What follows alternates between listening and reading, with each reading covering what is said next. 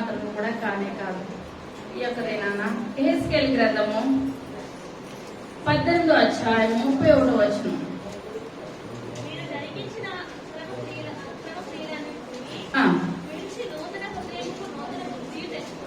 నూతన హృదయమును నూతన బుద్ధియు తెచ్చుకునడి.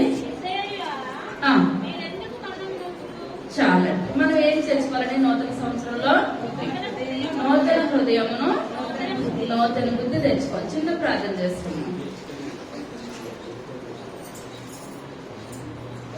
పరమా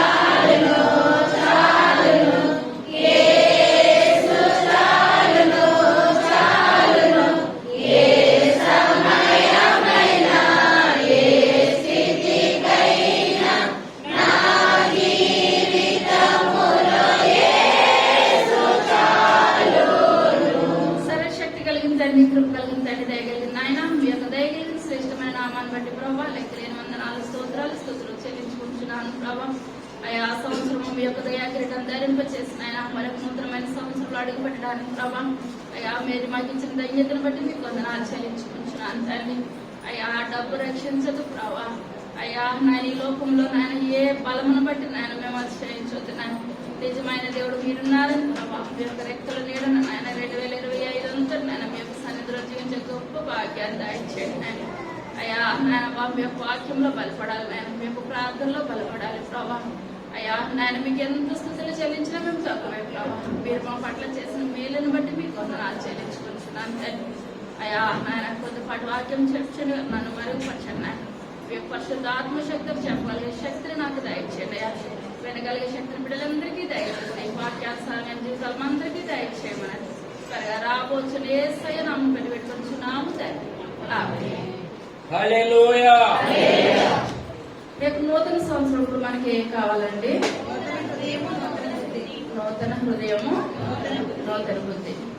యెషయా గ్రంథము 40వ అధ్యాయము 31వ వచనం.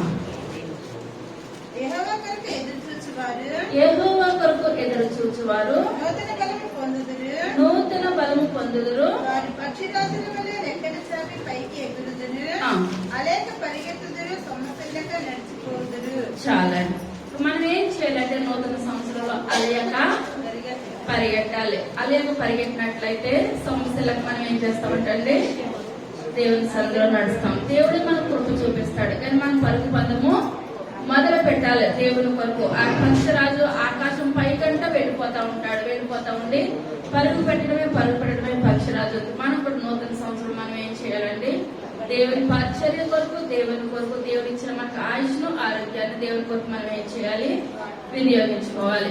తర్వాత 2 కొరింథీయులకు రాసిన పత్రిక 5వ అధ్యాయం 17వ వచనం. కాగా ఎవడైనను క్రీస్తునందున్న ఎడల వాడు నూతన సృష్టి. పాతవి గతించెను ఇదిగో క్రొత్తవాయెను. సమస్తమును దేవుని వలనైనవి. ఆయన మనల్ని క్రీస్తు ద్వారా తనతో సమాధానపరచుకొని ఆ సమాధానపరచు పరిచర్యను మాకు అనుగ్రహించెను. చాలా ఇక్కడ పౌలు గారు మాట్లాడుతున్నారు ఏమని? ఎవరైనాను క్రీస్తునందున్న ఎడల వాడు నూతన సృష్టి. పాతవంతా కూడా గతించిపోయారు, సమస్తము నూతనం. ఆయన మనం పాత సంవత్సరం దేవునికి మనం దూరంగా ఉన్నామేమో, అప్పుడు దేవుడు అది ఏం చేస్తాడండి? సమస్తము తీసేస్తాడు. మనకు నూతన హృదయాన్ని దయచేస్తాడు, నూతన బుద్ధిని దయచేస్తాడు. నూతన ఆ యొక్క జీవితంలో ఇప్పుడు మనం ఏం చేయాలంటే మన హృదయాలు మన జీవితాలు దేవుని కొరకు వాడుకోవాలి. ప్రసంగి గ్రంథము 1వ అధ్యాయము 1వ వచనం. దావీదు కుమారుడును ఆ. యెరూషలేములో రాజునై ఉండిన ప్రసంగి పలికిన మాటలు వ్యర్థము వ్యర్థమని ప్రసంగి చెప్పుచున్నాడు. ఆ. వ్యర్థము వ్యర్థము సమస్తము వ్యర్థమే. వ్యర్థము సమస్తము వ్యర్థమే. సూర్యుని క్రింద నరులు పడుచుండి పాటు అంతటి వలన ఆ. వారికి కలుగుచున్న లాభమేమి? తరము వెంబడి తరము గతించిపోవచ్చున్నది. ఆ. భూమి ఒకటే ఎల్లప్పుడూ నిలుచున్నది. ఆ. సూర్యుడు ఉదయించును, సూర్యుడు అస్తమించును. ఆ. తాను ఉదయించు స్థలము మరలా చేరుటకు త్వరపడును. ఆ. గాలి దక్షిణమునకు పోయి ఉత్తరమునకు తిరుగును. ఆ. ఇప్పుడు మరలా తిరుగుచు తన సంచార మార్గమున తిరిగి వచ్చును. చాలు. 9వ వచనం. మునుపు ఉండినదే ఇక ఉండబోవున్నది. ఆ.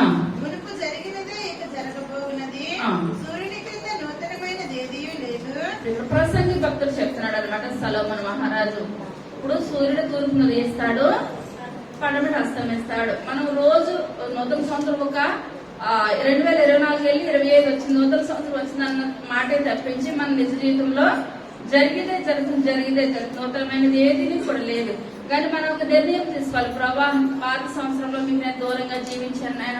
మీ యొక్క సన్నిధిలో దినదినం నేను వాక్యం చదవలేదు, దినదినము మీ యొక్క సన్నిధిలో ప్రార్థన చేయలేదు. ఒక నూతనమైన జీవితాన్ని నాకు దయచేయండి, నూతనమైన బుద్ధిని దయచేయండి, నాలో ఉన్న రాతి హృదయాన్ని తీసివేయండి నాయన. మాంసం పుణ్ణును దయచేయండి, మీకు మరింత దగ్గరగా జీవించే కృపను నాకు దయచేయండి. మనం ఏం చేయాలంటే దేవుని సన్నిధిలో ప్రార్థన చేయాలి. అలా చేసినట్లయితే ఆయన ముందున్న జీవితం మనకి ఎంత మాత్రం కూడా రాను. దేవుడు పాత జీవితంలో రోజు గంట ప్రార్థన చేసినప్పుడు మనం ఏం చేయాలండి? పొడిగించాలి. పిల్లలు పుట్టినప్పుడు పాలు తాగుతారు, ఎదిగి కొద్ది ఆహారం తింటారనమాట. రాను ముందు పాలు తాగిన వాళ్ళు ఆ యొక్క సిర్లెక్స్ అని అన్ని పెడతారు, తర్వాత భోజనం పెడతారు. ఆ ఫస్ట్ చారేసి పెరిగేసి పెడతారు, తర్వాత ఏం చేస్తారండి? రకరకాల కూరలు ఏది ఉంటుంది అది తింటారు. ఎందువల్లంటే అలా వయసుకు తగ్గట్టు తింటేనే వాళ్ళకి ఏం కలుగుతుంది? బలం కలుగుతుంది, శక్తి కలుగుతుంది. మనం కూడా వస్తున్నాము వెళ్తున్నాం అంటే కాదు, కానీ మనలో ఏం కలగాలండి? ఇంప్రూవ్మెంట్ కలగాలి. రోజు మన నిజ జీవితంలో సమయాన్ని దేవుడికి కేటాయించినట్లయితే దేవుడు మన బిడ్డల తరాలని దీవిస్తాడు, ఆశీర్వదిస్తాడు. తర్వాత 2వ రాజుల గ్రంథము 5వ అధ్యాయము మొట్టమొదటి వచనం. సిరియా రాజు సైన్యాధిపతి అయిన నయమాను ఒకడు ఉండెను. అతని చేత యెహోవాయే సిరియా దేశమునకు జయము కలుగజేసి ఉండెను గనుక అతడు తన యజమాని దృష్టికి ఘనుడై దయ పొందిన వాడాయను. అతడి మహాపరాక్రమశాలి అయి ఉండెను గాని అతడు కుష్ఠరోగి. సిరియనులు గుంపులుగా బయలుదేరి ఇశ్రాయేలు దేశం మీదకి పోయి ఉండిరి. వారచట నుండి ఒక చిన్నదాన్ని చెరగొని తెగ అది నయమాను భార్యకు పరిచారం చేయుచుండెను. చాలండి. ఇప్పుడు సిరియా రాజు సైన్యాధిపతి అయిన నయమాను ఉన్నాడు అనమాట. ఇప్పుడు అతను ఎవరండి? సైన్యాధిపతి. ఇప్పుడు ఆ సైన్యాధిపతి ఆ యొక్క సిరియా దేశం మీద చాలా నమ్మకంగా యథార్థంగాను జీవిస్తున్నాడు. వాళ్ళు ఎక్కడికి వెళ్ళారండి? యుద్ధానికి.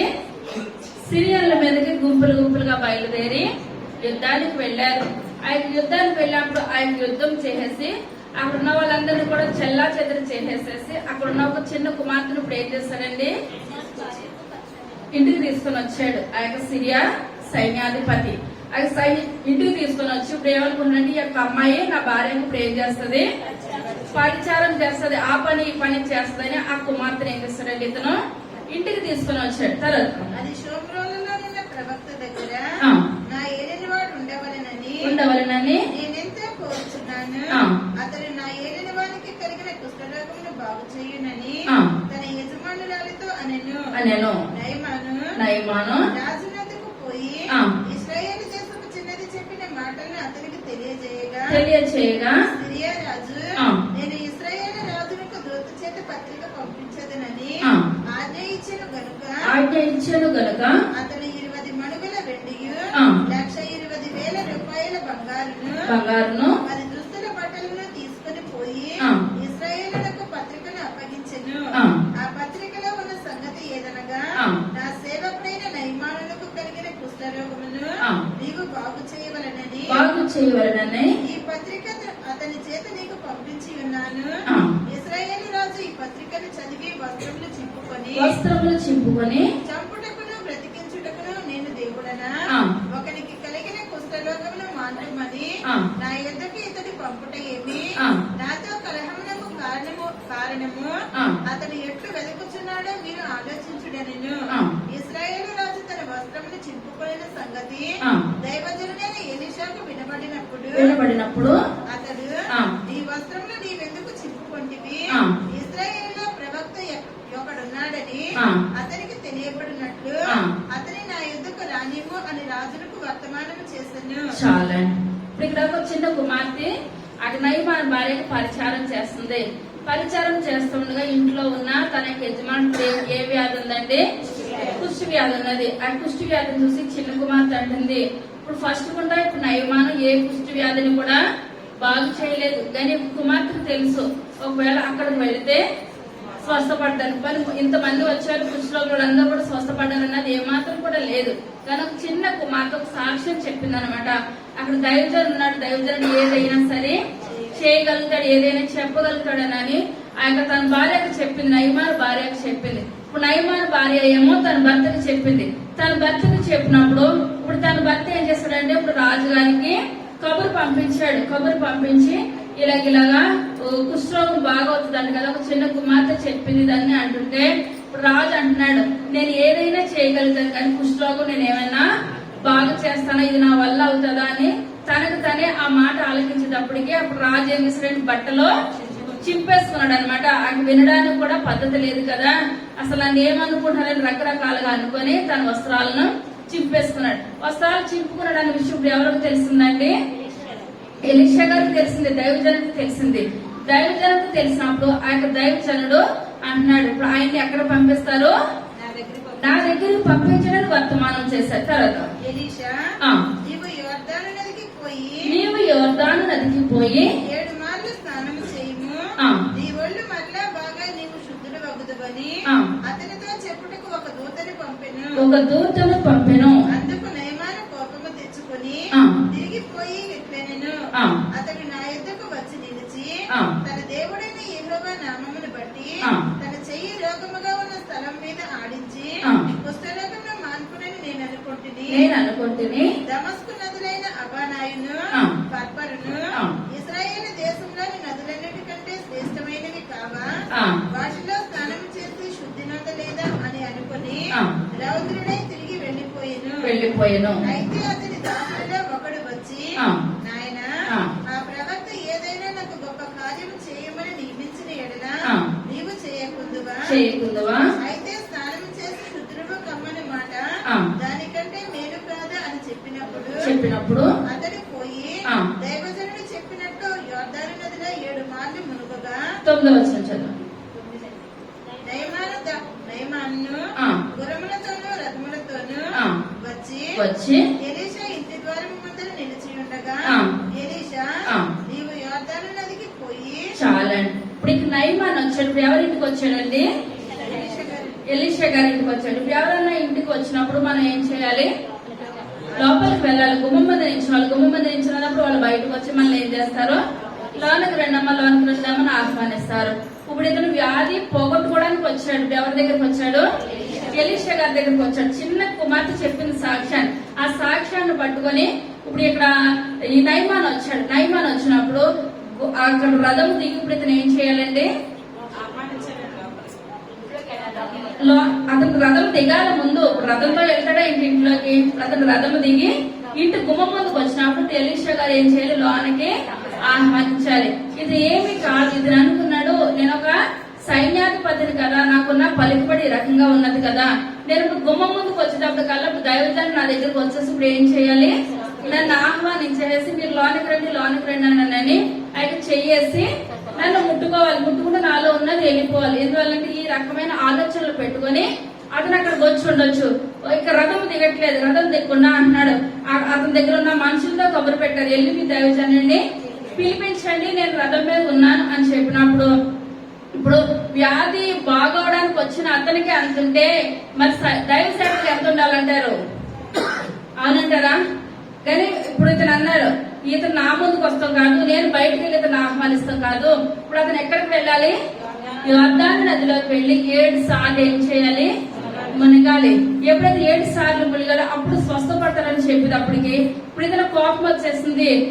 నేను ఇంత పలుకుబడిలో ఉన్నాను, ఇంత హోదాలో ఉన్న మనిషిని నేను వచ్చి గుమ్మాలో నిల్చుంటే దైవజనులకు నాకు ఏం చేయలేదు, గౌరవం ఇవ్వలేదు, లోనకి రెండన నల్లలేదు, కూర్చోమనలేదు, ఏది అనుకున్న ఒక మనిషిని పంపించి యోర్దాను నదిలోకి వెళ్ళమంటున్నారు. నేను ఇప్పుడు బయలుదేరి వస్తుండగా మాకు అనేకమైన నదులు మాకు తగలలేదా? ఎన్ని నదుల్లో మేము ఎన్నో సార్లు మేము ములిగాము, ఏమాత్రం కూడా మాకు ఏం కలగలేదు, స్వస్థత ఏమాత్రం కూడా కలగలేదు, ఈ మాట ఏది కూడా బాగోలేదని నయమానికి కోపం వచ్చి మరలా మనం రథాలు తీసుకుని మనం ఎక్కడికి వెళ్ళిపోదామో మన గృహానికి మనం వెళ్ళిపోదాం అని అనుకుంటుండగా అందులో ఒక ఆయన అంటున్నాడు, ఏమని, అయ్యా దైవజనుడు ఏదైనా నోరికి ఒక మాట అంటే ఆ మాట తప్పగా జరుగుతుంది. ఇప్పుడు మీరేంటి ఎక్కడికి వెళ్ళాలి? యోర్దాను నదికి వెళ్ళండి. ఇప్పుడు ఆయన ఏం అనట్లేదు కదా, వెళ్ళి 7 సార్లు మీరు మునగండి, మీకున్న వ్యాధి మీకు ఏమవుతుంది, స్వస్థపడుతుంది. ఆయన చెప్తున్నారు, స్వస్థపడకపోతే అప్పుడు చూసుకోవచ్చు. ఇప్పుడు ఆయన చెప్పిన మాట ఏంటి? యోర్దాను నదిలోకి వెళ్ళి ములగమంటారు. మీరు ఇంత దూరం వచ్చారు, మునిగితే ఏమైందని చెప్పినప్పటికి ఎందువల్లంటే ఇతను గర్వం అన్నమాట. అతనిలో ఉన్న పలుకుబడి, అతనిలో ఉన్న ఆ యొక్క రకరకాల విధానాన్ని బట్టి అనుకుంటే ఎందుకంటే గౌరవం ఇవ్వలేదు, గౌరవం ఇవ్వలేదు, ఇదే మాట తప్పించి రెండోది ఏది కూడా అతను నోటమాట రావట్లేదు. అప్పుడు అనుకున్నాడు, సర్లే ఇంత దూరం వచ్చాం కదా, నేను వెళ్ళి ఇప్పుడు యోర్దాను నదిలో నేను ఏం చేస్తాను, 7 సార్లు ములుగుతానని యోర్దాను నదిలోకి వెళ్ళాడు. తర్వాత చెప్పినట్లు యోర్దాను నదిలో 7 మార్లు మునుగగా అతని దేహం పసిపిల్ల దేహం వలెనై అతడు శుద్ధుడాయను. అప్పుడు అతడు తన పరివారంతో కూడా దైవజనుడి దగ్గరకు తిరిగి వచ్చి అతని ముందర నిలిచి ఇప్పుడు ఏం చేస్తాడంటే రథం దిగి దైవజనుడి దగ్గరికి వచ్చాడు అనమాట. అదే ముందు రావచ్చు కదా, ముందు వచ్చాడంటారా? అక్కడ రథం మీద నించొని దైవజనుడు నా దగ్గరికి తీసుకొని రండి, ఎవరు అవసరం అంటారు? ఇప్పుడు ఇతని దగ్గర ఇంత డబ్బు ఉన్నది, డబ్బు ఏమో స్వస్థపరిచింది అంటారా? ఆస్తి ఐశ్వర్యం పదవాన్ని స్వస్థపరిచింది అంటారా? ఏది స్వస్థపరచదు. మనం దేవుని సన్నిధానంలోకి వచ్చామంటే మనము దిగాల, దేవుడు దిగాల, మనమే దిగాలి. హృదయపూర్వక ప్రభా నన్ను క్షమించండి నాయన, ఆయన కుమారుడికి లోకంలోకి వచ్చాడు కరెక్టే. మన హృదయాన్ని మనం ఇప్పుడు ఏం చేయాలి? దేవుడికి అప్పగించాలి, కుమ్మరించాలి. మనం ఎంత చేసి ఇంకా తగ్గించుకునే మనస్తత్వం దేవుడు మనకి దయచేయాలి. ఇతను రథం మీద ఉన్నంత సేపు కూడా గర్వాన్ని చూపించుకున్నంత సేపు కూడా అహంభావాన్ని చూపించుకున్నంత సేపు కూడా ఏ మాత్రం కూడా స్వస్థత అన్నది నయమానులో ఎంత మాత్రం కూడా లేదు. అక్కడికి వెళ్లి మునిగిన తర్వాత అనుకున్నాడు, అమ్మో ఈ నోటు మాట చెప్పితే మునిగితే నాకు ఎంత స్వస్థత వచ్చిందంటే ఈ ఆషామాష మనిషి అయితే ఎంత మాత్రం కూడా కాదు. నా యొక్క డబ్బును బట్టి నాకు స్వస్థత లేదు, నా యొక్క పలుకుబడిని బట్టి నాకు స్వస్థత లేదు, నా యొక్క పదవిని బట్టి నాకు స్వస్థత లేదు, ఈయన మాట వల్ల స్వస్థత ఉన్నది కనుక ఇప్పుడు ఇతనికి నేను కాళ్ళకి సాష్టాంగ నమస్కారం పెట్టినా సరే ఏ మాత్రం కూడా తప్పు లేదనుకున్నాడు. ఇప్పుడు రథాన్ని దిగాడు. మనం 2024లో మనం ఏ అహంభావంతో మనం దిగట్లేదు. ఒక మెట్టు 2025లో మనం ఏం చేయాలండి? ఒక్కొక్క మెట్టు దిగాలి. దేవుని సన్నిధిలో మనం ఎంత దిగితే దేవుడు మన కుటుంబాలని అంతగా దీవిస్తాడు, అంతగా ఆశీర్వదిస్తాడు. మనం ఎదిగి కొద్ది కూడా మనం ఏం చేయాలంటే దేవుని సన్నిధిలో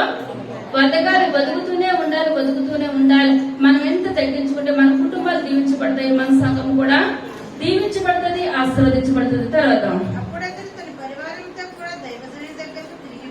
తిరిగి వచ్చి అతని ముందర నిలిచి చిత్తగించుము,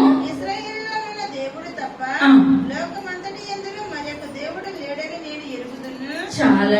ఇప్పుడు అతని దగ్గరకు వచ్చి ఇప్పుడు ముందు ఎవరికి నమస్కారం చేయాలనుకున్నాడండి? ఈయన ఎలీషా గారే వచ్చి నయమాన్ గారికి నమస్కారం చేయాలని అనుకున్నారు. ఇప్పుడు ఎప్పుడైతే స్వస్థపడ్డాడో ఆయన నాకు చేయడం కాదు కానీ నేను ఎవరికి చేయాలి? ఎలీషా గారిని నమస్కారం చేస్తానని ఆ యొక్క చిత్తగించి తల వంచి నమస్కారం చేసి అప్పుడు అంటున్నాడు, ఇశ్రాయేలీయుల దేవుడే తప్ప ఎక్కడన్నా కూడా ఏ దేవుడు కూడా లేడంటే ఇప్పుడు ఇంతవరకు కూడా వీళ్ళ కుటుంబం నమ్మని యొక్క దేవుళ్ళు లేరు, నమ్మని యొక్క దేవతలు లేవు. దేని వల్ల కూడా స్వస్థత ఎంత మాత్రం కూడా కలగలేదు. ఎవరన్నా చెప్పించాడంటారు అయితే నోటుకుండా అతనే చెప్తున్నాడు అనమాట. ఇశ్రాయేల్ దేవుడు తప్పించి లోకంలో వేరే దేవుడు ఎవరు కూడా లేడని చెప్తున్నాడు. తర్వాత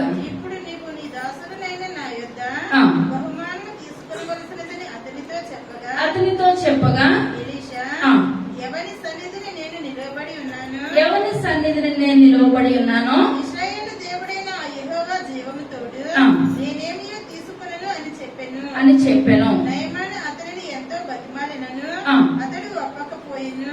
ఒప్పకపోయెను. అప్పుడు యెహోవాకు తప్ప దహన బలినైనను మరి ఏ బలినైనను ఇతరమైన దేవతలకు నేనికను అర్పింపను. 2 కంచెల గాడిదల మోయపాటి మన్ను నీ దాసుడినైన నాకు ఇప్పించకూడదా? నా యజమానుడు మ్రొక్కుటకు రిమ్మోను గుడిలో చొచ్చి నా చేతి మీద ఆనుకున్నప్పుడు నేను రిమ్మోను గుడిలో నమస్కారం చేసిన ఎడల అదంతుంది 20వ వచనం. అంతట దైవజనుడైన ఎలీషాకు సేవకుడు గెహాజీ శరీరుడైన ఈ నయమాన్ని తీసుకుని వచ్చిన వాటిని అంగీకరించుటకు నా యజమానునికి మనసు లేకపోయేను గాని యెహోవా జీవముతోడు నేను పరిగెత్తుకుని పోయి అతని కలుసుకొని అతని యొద్ద ఏదైనా తీసుకొందుననుకొని నయమానిని కలుసుకొనుటకై పోవుచుండగా నయమాను తన వెనుక నుండి పరుగున వచ్చుచున్న వానిని చూచి తన రథము మీద నుండి దిగి వానిని ఎదుర్కొని క్షేమమా అని అడిగెను. అతడు క్షేమమే అని చెప్పి నా యజమానుడు నా చేత వర్తమానము పంపి ప్రవక్తల శిష్యులలో 2 యవ్వనులు ఎఫ్రాయిము మన్యము నుండి నా యొద్దకు ఇప్పుడే వచ్చిరి కనుక నీవు వారి కొరకు 2 మణుగుల వెండియు 2 దుస్తుల బట్టలను దయచేయమని సెలవిచ్చుచున్నాడెనను. అందుకు నయమాను నీకు అనుకూలమైతే రెట్టింపు వెండి తీసుకునమని బతిమాలి 2 సంచులలో 4 మణుగుల వెండి కట్టి 2 దుస్తుల బట్టలనిచ్చి తన పనివారిలో 2 మీద వాటిని వేయగా వారు గెహాజీ ముందర వాటిని మోసుకొని పోయిరి. మెట్ల దగ్గరకు వారు రాగానే వారి యొద్ద నుండి గెహాజీ వాటిని తీసుకుని ఇంటిలో దాచి వారికి సెలవీయగా వారు వెళ్లిపోయిరి. అతని లోపలికి పోయి తన యజమాని ముందర నిలవగా ఎలీషా వానిని చూచి గెహాజీ నీ వెచని నుండి వచ్చితివని అడిగినందుకు వాడు నీ దాసుడునైన నేను ఎచనికి పోలేదనను. అంతటా ఎలీషా వానితో ఆ మనుషుడు తన రథము దిగి నిన్ను ఎదుర్కొనుటకు తిరిగి వచ్చినప్పుడు నా మనసు నీతో కూడా రాలేదా? ద్రవ్యమును వస్త్రములను ఒలివ చెట్ల తోటలను ద్రాక్ష తోటలను గొర్రెలను ఎడ్లను దాసదాసీలను సంపాదించుకున్నకు ఇది సమయమా? కాబట్టి నయమానుకు కలిగిన కుష్టు నీకును నీ సంతతికి సర్వకాలము అంటియుండును అని చెప్పగా వాడు మంచు వల్ల తెల్లమైన కుష్టము కలిగి ఎలీషా ఎదుట నుండి బయటికి వెళ్ళెను. చాలండి దేవుని నామానికి వందనాలు. ఇప్పుడు ఇక్కడ నయమాన్ ఏం చేస్తాడంటే ఆ యొక్క దైవజనుడికి ఆ యొక్క వెండి వస్త్రాలు ప్రతిదీ కూడా ఎంత ఇచ్చినా తక్కువే. నాకు ఇంత నిమిషంలో నాకు నోటు మాట చెప్పారు. ఈ అర్థాలు 7 సార్లు మొలగమంటే 7 సార్లు ములిగాను, నాకు ఇంత స్వస్థత వచ్చిందని అక్కడ తిరిగి వచ్చిన తర్వాత ఆ దైవజనుడికి నమస్కారాలు చేసి అయ్యా నేను పట్టుకొచ్చి నీకు చిన్న కానుకలు మీరు తీసుకోండి అయ్యా అని బ్రతిమలాడుతుంటే ఆ యొక్క ఎలీషా గారు ఏమాత్రం కూడా ఆ యొక్క కానుకని స్వీకరించలేదు. మీరే పట్టుకు వెళ్ళిపోండి అని చెప్పినప్పుడు అక్కడ ఎలీషా గారి దగ్గర పనివాడు ఎవరండి? గెహాజీ ఇదంతా చూసి అనుకుంటున్నాడు ఇదంతా కూడా నాకు ఇచ్చినా నేను తీసేసుకున్నాను కదా. దైవజనుడు ఎందుకో ఇదే మాత్రం కూడా తీసుకుంటలేదు. ఇతను డబ్బుకు ఆశపడి ఉన్నట్లయితే ఇతను లేనివాడండి. ఎలీషా గారు చాలా ఉన్నతమైన స్థితి కలిగిన అతను అదంతా కూడా విడిచిపెట్టేసి ఆ యొక్క ఏలియా గారు చెప్పిన మాటకి తల్లిని ముద్దు పెట్టుకొని దైవ సేవడు వెనకాల వచ్చేసిన డబ్బు గురించి చూడలేదు, ఆస్తి గురించి చూడలేదు. ఏలియా గారు ఆరోహణం అయినప్పుడు 2 పాళ్ళ ఆత్మనే నాకు దయచేస్తే చాలు, దేవుని కొరకు వాడబడాలనుకున్నాడు, దేవుని పని కొరకు వాడబడాలనుకున్నాడు. కానీ డబ్బు ఐశ్వర్యం చూడాలంటే వాళ్ళ తల్లిదండ్రులు సంపాదించిందే చాలా అతనికి. అదంతా కూడా విడిచిపెట్టుకున్నాడు. ఇదంతా కూడా ఇప్పుడు ఎవరికి తెలుసు అని ఇదంతా విడిచిపెట్టుకున్నట్టు గెహాజీకి తెలుసు. మనం అనుకుంటాం తెలిసి అన్ని కూడా మనం ఏం చేస్తామో తప్పు చేయడానికి చూస్తాం. ఒకటి మనకు ఉదాహరణ మనకు తెలిసినప్పుడు మనం ఏం చేయాలి? దాని నుంచి పక్కకి రావాలి. ప్రభా మీకు ఇష్టంగా ఉండే కృపను నాకు దయచేయండి అనుకుని మనం దేవుని సన్నిధిలో వాడబడినట్లయితే మనల్ని పోషించడానికి దేవుడు ఏం చేస్తాడండి? ఏలియా కాకుల ద్వారా ఆహారం పంపినట్లు ఎవరిని కూడా ఆయన విడిచిపెట్టే దేవుడు అయితే ఎంత మాత్రం కూడా కానే కాదు. ఏ ఒక్క బిడ్డని కూడా ఏ పూట కూడా పస్తుంచే దేవుడు మన దేవుడు ఎంత మాత్రం కూడా కానే కాదు. ఇప్పుడు ఇక్కడ గెహాజీ ఏం చేస్తాడంటే ఆ యొక్క డబ్బు కొరకు ఆ యొక్క వెండి కొరకు అన్నింటి కొరకు కూడా పరిగి పెట్టి ఇప్పుడు ఆయన వెళ్ళిపోతున్నాడు. నయమాన్ వెళ్ళిపోతాడు. వెనకాల పరుగుని వెళ్తుంటే ఎందుకు ఈయన వస్తున్నాడు కదా అని అనుకుని ఆయన రథం దిగేటప్పటికి ఈ దైవజనుడు అడుగుతున్నాడని ఇదంతా కూడా కావాలని చెప్పినప్పుడు అతని 2 పనివారిని పెట్టుకొని సంచల నుండి ఏం చేస్తాడండి? వెండి మొత్తం ఇదంతా కూడా పంపించినప్పుడు ఇదంతా కూడా దేవుడు ఎవరికి చూపిస్తున్నాడు?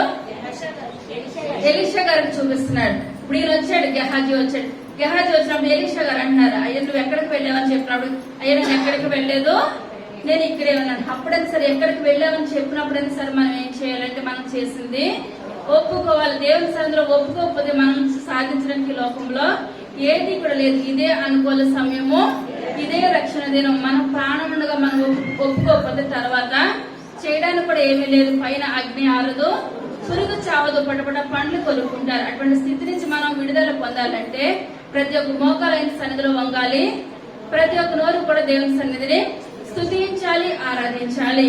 అప్పుడు అంటున్నాడు ఈయన, ఏ వ్యాధి అయితే స్వస్థపడి వెళ్ళిపోతున్నాడో నయమాను, ఆ వ్యాధి ఎవరికి వచ్చేస్తుంది? గెహాజీకి వచ్చేస్తుంది.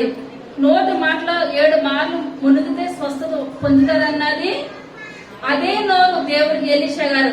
ఇప్పుడు ఆ యొక్క వ్యాధి నీకు వచ్చేస్తుంది అన్నది అదే నోరు. ఎందువల్లంటే ఆయన మాట్లాడిన దాంట్లో స్వస్థత ఉన్నది, ఆయన మాట్లాడిన దాంట్లో శాపం కూడా ఉన్నది, 2 కూడా ఉన్నాయన్నమాట. ఎందువల్లంటే ఇప్పుడు ఇంత తెలుసుకున్న అతను ఇప్పుడు గెహాజీ దేని కొరకు చూశాడండి? ఆ యొక్క డబ్బు, ఆ యొక్క వెండి, బంగారం ఎన్నిటికీ ఆశించాడు. ఏ వ్యాధి వచ్చినప్పుడు క్యాన్సర్ వచ్చింది అనుకోండి, ఆ క్యాన్సర్ అన్న వ్యాధి వాళ్ళకే ఉంటది. ఇప్పుడు కుష్టి అన్నది ఏంటంటే తరతరాలు వెళతానే ఉంటది అనమాట. ఒక్కరితో సరిపోదు. అది పిల్ల తరాలు. ఇక్కడ ఈయన అంటున్నాడు లాస్ట్ వచ్చిన కాబట్టి చాలా నీకును నీ సంతతికి. ఈయన ఒక్కరితోటే పోవట్లేదు. ఎవరికి వస్తుందండి? నీకును నీ సంతతికి సర్వకాలము, వాళ్ళ భూమి మీద వాళ్ళ తరతరాలు, వాళ్ళ కుటుంబము ఉన్నంత, వాళ్ళ వంశం ఉన్నంత సేపు కూడా ఇప్పుడు మనం ఏం చేయాలి? మన బిడ్డలకి ఓపుకున్నంత వరకు ఆస్తిని ఇవ్వాలి, ఒక ఉన్నతమైన స్థితి చదువునివ్వాలి, అన్ని ఇవ్వాలి. కానీ ఇప్పుడు ఒక్క అబద్ధం ఆడినందుకు, ఒక్క తప్పు చేసినందుకు ఇప్పుడు ఏం పొందుకుంటున్నాడండి? ఇతని కుటుంబానికి కుష్ఠరోగం సర్వకాలం కూడా వెళ్ళిపోతుంది. తర్వాత అదే వాడు మంచి వలె తెల్లనైన కుష్ఠము కలిగి ఎలీషా ఎదుట నుండి బయటికి వెళ్ళెను. చాలండి. అప్పుడు కూడా ఇతనిలో ఏం కలగలేదు? పశ్చాత్తాపం ఎంత మాత్రం కూడా కలగలేదు. ఇప్పుడు మనం చెప్పుకున్నాం కదండి, అదే తప్పు ఎవరు చేశారు? ఇస్కరియోతు యోధా చేశారు. దేవుడు అంటే నాకు తెలియదని ఇప్పుడు ఎవరన్నారు? పేతురు గారు అన్నారు. పేతురు గారు ఎవరెవరు పెద్ద వాళ్ళ దగ్గర అబద్ధం ఆడారా? పేతురు గారు చిన్న పిల్లల దగ్గర ఏసులో నువ్వు ఒకరు కదా అని అంటే, ఏసు ఎవరు నాకు ఎంత మాత్రం కూడా తెలియదని అతను శాపించేసుకొని ఒట్టు పెట్టేసుకున్నాడు. అలా 3 సార్లు అబద్ధం ఆడిన తర్వాత ఇప్పుడు కోడి ఏం చేస్తుందండి? కూసేసిన తర్వాత ఆయన పశ్చాత్తాపం పడి ఎంత మాత్రం కూడా కానే కాదు. ప్రభా నేను తప్పు చేశానని చాలా కన్నీరు కార్చారు, బాధపడ్డాడు. మేడ గదిలోకి వెళ్ళిన తర్వాత వాళ్ళ దేవుని సన్నిధిలో బలపడ్డారు, దీవించబడ్డారు, ఆశీర్వదించబడ్డారు. కానీ ఒక పశ్చాత్తాపం అనేది ఎవరిలో కలగలేదండి? ఇస్కరియోతు యోధులు ఎంత మాత్రం కూడా కలగలేదు. అతను ఊరు పెట్టుకొని చనిపోయినప్పుడు ఆ యొక్క పేగులు ఏం చేసినాయని కింద పడిపోయి పేగులే బయటకు వచ్చేసింది. తన కుటుంబం అంతా కూడా ఏమైపోయింది? శాపగ్రస్తం అయిపోయింది, చెల్లాచెదరు అయిపోయింది. ఎందువల్ల అతనిలో కూడా ఏమాత్రం కూడా పశ్చాత్తాపం కలగలేదు. వాళ్ళ కుటుంబం కూడా శాపంతో నిండిపోయింది. ఎక్కడ చూసినట్లయితే గెహాజీ కుటుంబం అంతా కూడా కుష్ఠ అనమాట. ఆ యొక్క దినాల కుష్ఠరోగులు ఎక్కడ ఉండేవారు? ఊరు బయట ఉండేవారు అనమాట. మనం చెప్పుకున్నాం కదండి, కుష్ఠరోగులు స్వస్థ పడితేనే, యాజకుడు అనుపరుచుకుంటేనే వాళ్ళు సమాజంలో చేరడానికి ఉంటుంది. అంతవరకు కూడా ఏమాత్రం కూడా సమాజంలో చేరడానికి కానీ ఏమాత్రం అవకాశం లేదు. ఒక కథను చేసిన పాపానికి కుటుంబం అంతా కూడా నష్టపోయింది. ఈ యొక్క నూతన సంవత్సరంలో మన కుటుంబాన్ని దీవెన తెచ్చే బిడ్డలుగా మనం ఉన్నామా? మన కుటుంబానికి శాపం తెచ్చే బిడ్డలుగా ఉన్నామా? మనం ఏం చేసుకోవాలండి? పరీక్ష చేసుకోవాలి. రాత్రి మనం 12 పాయింట్లు చెప్పుకున్నాం కదా, అందులో మనకు వచ్చిన పాయింట్లను బట్టి ఒక రేయాంసర్లే మన కుటుంబము దీవించబడేటట్టు ఉన్నదా, మన కుటుంబము ఆశీర్వదించబడేటట్టున్నదా, అది ఒక్కటి మనం చూసుకున్నట్లయితే మన బిడ్డల తరాలు మన కుటుంబానికి దేవుడు దీవెనకరంగా వాడుకుంటాడు, ఆశీర్వాదకరంగా వాడుకుంటాడు. లూకా సువార్త 19వ అధ్యాయము 5వ వచనం.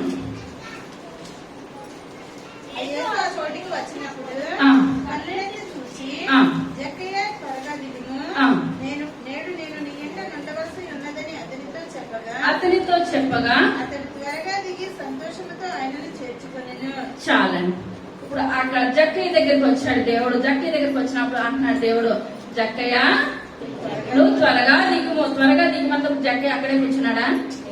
త్వరగా దిగిపోయాడు. త్వరగా దిగిపోయినప్పుడు అంటున్నాడు, నీ ఇంటింట ఉండవలసినదని చెప్పినప్పుడు ఈయన అంటున్నాడు అనమాట, జక్కయ్య అంటున్నారు, ప్రభా నేను ఇంతవరకు కూడా ఇప్పుడు అన్యాయంగా చేసిన అతను తెలుస్తున్నాను కదా అతని మనసుకి. జక్కయ్యకి తెలుస్తుందా? నేను ఇంతవరకు కూడా అన్యాయంగా ఎవరి యొద్దనైనా నేను తీసుకున్నట్లయితే ఎన్ని వంతులు చెల్లిస్తాను? 4 వంతులు చెల్లిస్తాను. నేను మీ కొరకు వాడబడుతున్నాయా, మీ కొరకు జీవిస్తాను. నా దగ్గర ఉన్న డబ్బును బట్టి నాకు ఆనందం లేదు, నా దగ్గర ఉన్న దేనిని బట్టి కూడా నాకు సంతోషం లేదు. మీరు ఒక్క మాట జక్కయ్య త్వరగా దిగుమని అన్నారు. ఈ ఒక్క మాట నాకు చాలు, నా యొక్క జన్మ ధన్యమైపోతుందని చెప్పినప్పుడు దేవుడు జక్కయ్య ఇంటికి వెళ్ళాడు అనమాట. ఇప్పుడు జక్కయ్య ఎవరు కుమారుడు? అబ్రహాము కుమారుడే. మనం ఎవరు బిడ్డలము? అబ్రహాం బిడ్డలు అవ్వాలంటే ఇప్పుడు మన జీవితాలు గెహాజీత్ లాగా ఉన్నాయా, లేకపోతే ఇస్కరియోతు లాగా ఉన్నాయా, పేతురు గారి లాగా ఉన్నాయా? మనం ఏం చేయాలి? జక్కయ్య లాగా ఉన్నాయా? మనము పరీక్షించుకోవాలి. ఎవరిలాగా ఉన్నాయంటారు? జక్కయ్య లాగా ఉండాలి. ఇప్పుడు దేవుడు ఏమన్నా జక్కయ్య దగ్గరికి వచ్చి, జక్కయ్య నువ్వు అందరి దగ్గర అన్యాయంగా తీసుకున్నావు కదా, 4 వంతులు ఇచ్చేసాను దేవుడు చెప్పాడా? ఈ నోటంటే ఈయన చెప్పాడా? ఈ నోటంట ఈయన చెప్పాడు. ఎందువల్లంటే ప్రతి ఒక్క నోరు కూడా ఆయన స్తుతించాలి. స్తుతించాలంటే మనం చేసిన మనం నోటుకుంటే ఒప్పుకుంటేనే మనకు స్తుతి వస్తుంది. మన పాపం మనలో ఉండగా స్తుతి అన్నది ఎంత మాత్రమును కూడా రానే రాదు. ఈ యొక్క నూతన సంవత్సరంలో మనం ఏం చేయాలి? పాతదంతా కూడా గతించిపోయింది, సమస్తము నూతనమైన సంవత్సరంలో మన జీవితాలు నూతనంగా ఉండాలన్నా, ఆశీర్వాదకరంగా ఉండాలన్నా, ముఖ్యంగా మన పాపాలు మనము ఒప్పుకొని ఆ కుక్క వాంతికి తిరిగినట్టు మనం ఏం చేయకూడదండి? ఏమాత్రం కూడా వెనక్కి తిరగకూడదు. వెనక్కి తిరిగితే మనలో దేవుని సన్నిధానికి వచ్చినా ఒకటే, రాకపోయినా ఒకటే. వెనక్కి తిరగలేని జీవితాలు మన జీవితాల్లోనూ మన బ్రతుకుల్లోనూ కావాలి. తర్వాత యెషయా గ్రంథము 43వ అధ్యాయం 18వ వచనం.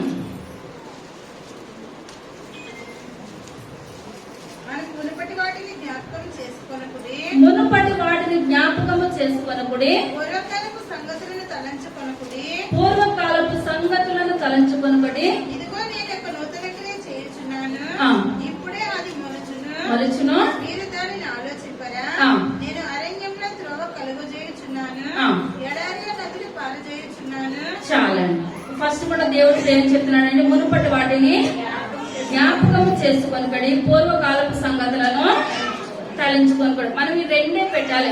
సాతాన్ అంటుంది, నువ్వు అంతకుముందు దేవునికి దూరంగా జీవించావు కదా, అబద్ధాలు మాట్లాడావు కదా, తప్పుడు పనులు చేసావు కదా, రకరకాలుగా దేవునికి చేసావు కదా, ఇంక నువ్వు దేవుడు అనుకున్నా దేవుడిని ఏమాత్రం కూడా ఆలకించడం అంగీకరించడం, నువ్వు చేసిన ప్రార్థన అంతా కూడా వ్యర్థమైపోతుంది. ఇంక నువ్వు మళ్ళీ నా బిడ్డ కింద జీవించావు ఇన్ని సంవత్సరాలను, నువ్వు ఎవరి సంతానం అవుతావు? నా సంతానం అవుతావు. నా వైపే వచ్చే సాతానుడు ఏం చేస్తాడండి? మళ్ళీ ప్రేరేపిస్తాడనమాట.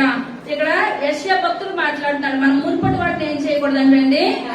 జ్ఞాపకం చేసుకోకూడదు. పూర్వకాలపు సంగతులు మనం ఏం చేసుకోకూడదు? తలంచుకోకూడదు. ఇప్పుడు జక్కయ్య కూడా పాపం చేశాడు. అక్కడ అన్యాయంగా డబ్బు సంపాదించిన వాళ్ళందరి దగ్గర కూడా పన్నులు వసూలు చేశాడు. ఎప్పుడైతే దేవుని తెలుసుకున్నాడు, జక్కయ్యని క్షమించాడంటారా దేవుడు? జక్కయ్యని క్షమించిన దేవుడు నిన్ను నన్ను క్షమించాడు. కానీ జక్కయ్య తెలిసిన తర్వాత మళ్ళా అటువైపు మళ్ళీ వెళ్ళాడంటారా? ఏమాత్రం కూడా వెళ్ళలేదు. ఇప్పుడు పేతురు గారు చిన్న కుమార్తె దగ్గర అబద్ధం ఆడారు. తర్వాత ఏసై పరలోకానికి ఆరోహణం అయిపోయినప్పుడు మళ్ళా మర్చిపోయారు ఏసైని. వాళ్ళ ప్రాణం ఉన్నంత వరకు కూడా పేతురు గారు వెళ్తుంటే ఏమైపోయండి? స్వస్థతలు వచ్చేసి ఆయన రోగులు ఏం చేసేవారు? మంచాల మీద తీసుకొచ్చి పడుకోబెట్టిన ఆయన నీడ పడితే చాలు స్వస్థత పడ్డారు. స్వస్థత పడ్డారని అంటే మళ్ళీ వాళ్ళు ఏమాత్రం కూడా వెనక చూడలేదు. ఇప్పుడు మనము కూడా 2024లో ఏదైనా తెలవక దేవుడికి మనం దూరంగా చేసామేమో, తెలవక మనం అబద్ధాలు ఆడేవేమో, తెలవక మనం పాపంలో జీవించేవేమో. సాధారణ అంటది, నువ్వు కొన్ని సంవత్సరాలతో పాపంలోనే ఉన్నావు కదా, ఈ సంవత్సరం కూడా నువ్వు అలాగే ఉండు. ఆ 10 తప్పులు చేసినా ఒకటే శిక్ష, ఒక తప్పు చేసినా అదే శిక్ష, నువ్వు నా బిడ్డ కింద వచ్చేయని సాతాను ఎంతో ప్రేరేపిస్తాడు. కానీ ఇక్కడ దేవుడు యెషయా భక్తుడితో మాట్లాడుతున్నాడు. మునుపటి వాటిని మనం ఏం చేసుకోకూడదు అంటే జ్ఞాపకం ఎంత మాత్రం కూడా చేసుకోకూడదు అంటే అక్కడ పూర్వకాలపు సంగతులను మనము తలంచుకోవద్దు. మన నూతన సంవత్సరంలో దేవుడు మనకు నూతన హృదయాన్ని దయచేస్తాడు, నూతన బుద్ధిని దయచేస్తాడు. మనం ఒక నిర్ణయం తీసుకున్నాం, ప్రభా పాతవి గతించిపోయి నూతన సంవత్సరంలో నాయన మీ యొక్క బిడ్డగా జీవించే కృపను నాకు దయచేయండి. తెలిసి గెహాజీ డబ్బు వైపు తిరిగి కుష్ఠరోగం తెచ్చుకున్నాడు. ప్రభా నా జీవితం ఆ రకంగా ఉండొద్దు నాయన, నాకు సహాయం దయచేయండి అని మనం కన్నీటితో మనం ప్రార్థన చేసినట్లయితే ఆ కిందే ఉందంటే దేవుడు ఏమంటున్నాడు, ఇదిగో నేను ఒక నూతన క్రియ చేయుచున్నాను, ఇదిగో నేను ఒక నూతన క్రియ చేయుచున్నాను, ఇప్పుడే అది మొలుచును. ఎన్నాళ్ళు పడుతుంది అంటే మొలవడానికి? వెంటనే.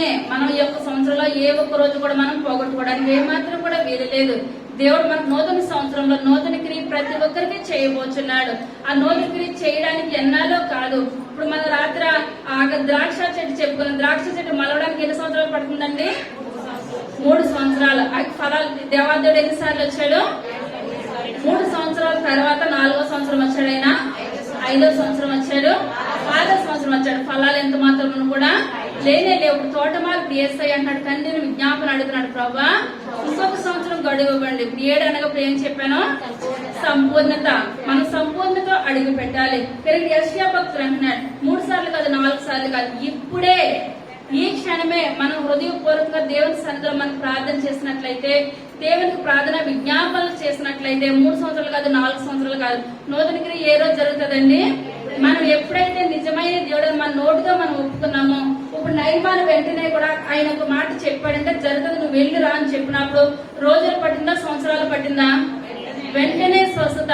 ఇప్పుడు దేవాదేవుడు అంటున్నాడు, ఇప్పుడే నీ యొక్క జీవితంలో నేను ఒక నూతన క్రియ చేయించున్నాను. ఆ క్రియ, నూతన క్రియ వెంటనే అది ఏం చేస్తుంది? మొలిచిపోతుంది. మన జీవితంలో మనం ప్రార్థన చేసినట్లయితే దేవుడు ఒక్కొక్క ఒక చెట్టు అనగా మనమే ఒక మొక్క నాటిస్తాడు. మన ప్రార్థన బట్టి ఆ చెట్టు ఏం చేస్తుందండి? అంతకంతకంతకంతకి ఫలిస్తుంది.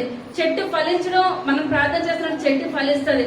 ఆ ఫలాలు రావాలంటే ఇక కన్నీటితో మనం ఏం చేయాలంటే దేవునికి దగ్గరగా జీవించాలి. మనం గలతీ పత్రిక మనం చదువుకున్న తీయద్దు కానీ ఆత్మ ఫలాలు మనం ఫలించినట్లయితే మన జీవితాలు, మన కుటుంబం ఎటు రీతిగా ఉంటుందండి? దీవెనకరంగా ఉంటుంది, ఆశీర్వాదకరంగా ఉంటుంది. 2025లో చాలా కరువు ఉంటుంది అంటే, చాలా కష్టాలు ఉంటాయంటే, చాలా నష్టాలు ఉంటాయంట. ప్రభా నాకు నా కుటుంబంలో కానీ నా సంఘంలో కానీ అటువంటిది ఏది కూడా లేని కృపను దయచేయండి. ఎందువల్లంటే నిజమైన దేవుడు మా నోటితో మేము మిమ్మల్ని ఒప్పుకుంటున్నాం. ప్రభా ఈ యొక్క దినాన్ని మీరు ఏం చేయాలి? నా జీవితంలో ఒక నూతన క్రియ జరిగించండి. నూతన క్రియ జరిగించాలంటే మనం హృదయపూర్వకంగా దేవుడు మనం ఏం చేయాలండి? ఒప్పుకోవాలి. తర్వాత ఇప్పుడే అది ఇప్పుడే నేను ఒక నూతన క్రియ చేయుచున్నాను, ఇప్పుడే అది మొలుచును, మీరు దానిని ఆలోచింపరా? నేను అరణ్యంలో త్రోవ కలుగు చేయుచున్నాను, ఎడారిలో నదులు పారజేయుచున్నాను. చాలండి. ఇప్పుడు దేవుడు మనకి ఎక్కడ కలిగి చేస్తాడంటే అండి? ఎడారిలో కలిగి చేస్తాడంటే, అరణ్యంలో త్రోవలు కలిగి చేస్తాడు. మన కుటుంబం ఇరుకుల్లోను, ఇబ్బందులను, అనారోగ్యాలను, త్రోవ లేని స్థితిలో ఉన్నదేమో, మార్గం లేని స్థితిలో ఉన్నదేమో, ఇంక నేను ఏమీ చేయలేని నిస్సహాయ స్థితిలో ఉన్నదేమో, కానీ మనం ఒకటే ఒకటి చేయాలి. ప్రభా నా జీవితం అంతా కూడా మీ పాదాల ముందు పెట్టేస్తున్నాను ఆయన. నా జీవితంలో ఒక నూతన సంవత్సరంలో అప్పనన్న మాటకు నాకు చోటు ఉండొద్దయ్యా, అనారోగ్యం అన్న మాటకు చోటు ఉండొద్దు. ప్రభా నాకు నా జీవితంలో మీరు ఏం చేయాలి? నా కుటుంబంలో ఒక నూతన క్రియ చేయండి అయ్యా. నూతన బలాన్ని నాకు దయచేయండి, నూతన శక్తిని దయచేయండి. పక్షిరాజు వల్ల నేను ఏం చేయాలి?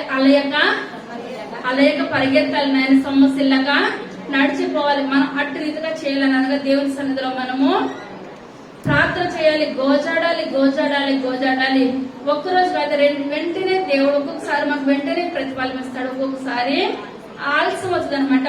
ఇప్పుడు మనం నూనె గురించి చెప్పుకున్నప్పుడు ఒక్కొక్కసారి దీవులు మనకు అలాగొస్తాయి. ఆ శిష్యుని భార్య వచ్చినప్పుడు ఆ యొక్క కుండలన్నీ పట్టుకొని వచ్చింది. ఎవరెవరు ఇచ్చారో అవన్నీ పట్టుకొని వచ్చినప్పుడు ఎంతవరకు వచ్చిందంటే ఆశీర్వాదము? కుండలు అయిపోయేంత వరకు వచ్చింది ఆశీర్వాదం, జీవితకాలం రాలేదు. ఇప్పుడు సారేపతి వెదవరాలకు ఆశీర్వాదం ఎలాగొచ్చిందండి?